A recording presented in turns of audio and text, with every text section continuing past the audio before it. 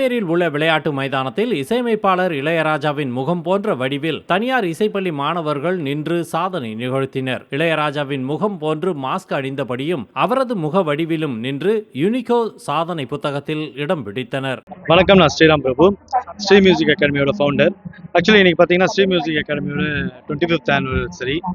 So அதுக்காக எங்கள் academy சார்பாக ஒரு 3000 குழந்தைங்க ராஜா சாருக்காக ட்ரிபியூட் பெர்ஃபார்மன்ஸ் எல்லாமே ஒரு 3 வயசு குழந்தைங்கலேருந்து ஒரு 15 வயசு குழந்தைங்கள் எல்லாருமே பார்த்தீங்கன்னா ராஜா சாருக்காக.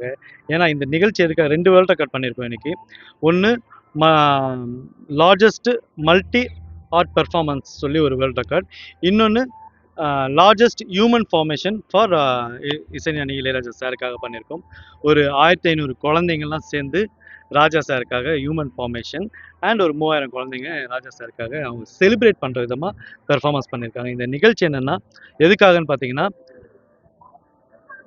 வயசானவங்க மிடில் ஏஜில் இருக்கவங்க மட்டும் இல்லாமல் இப்போ இருக்கிற யங் ஜென்ரேஷன் ஒரு 5 வயசு குழந்தைங்களும் ராஜா சார் மியூசிக்கை எப்படி செலிப்ரேட் பண்ணுறாங்க அப்படின்றது தெரியப்படுத்துறதுக்காக இந்த நிகழ்ச்சி ரொம்ப அழகாக நடந்தது. இவ்வளோ ப்ரெஸ்ஸு நீங்களாம் வந்தது ரொம்ப ரொம்ப சந்தோஷம்.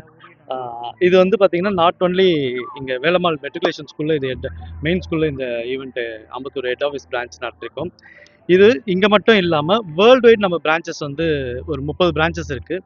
எல்லா பிரான்ச்சஸ்லேயும் பார்த்திங்கன்னா இந்த பெர்ஃபார்மன்ஸு அந்தந்த ஊரில், இப்போ மலேசியாவில் ஒரு பிரான்ச் இருக்குன்னா அங்கேயும் இன்றைக்கி காலைல 9லேருந்து ஈவினிங் 6 மணி வரைக்கும் பார்த்திங்கன்னா இந்த மல்டி ஆர்ட் பெர்ஃபார்மன்ஸ் வந்து பார்த்திங்கன்னா எல்லா ஊர்லேயும், கோயம்புத்தூர், கிருஷ்ணகிரி, சென்னையில் இருக்க எல்லா பிரான்ச்சும் மொத்தம் 28 பிரான்ச்சுக்கு மேலே இந்த பெர்ஃபார்மன்ஸ் பண்ணியிருக்காங்க.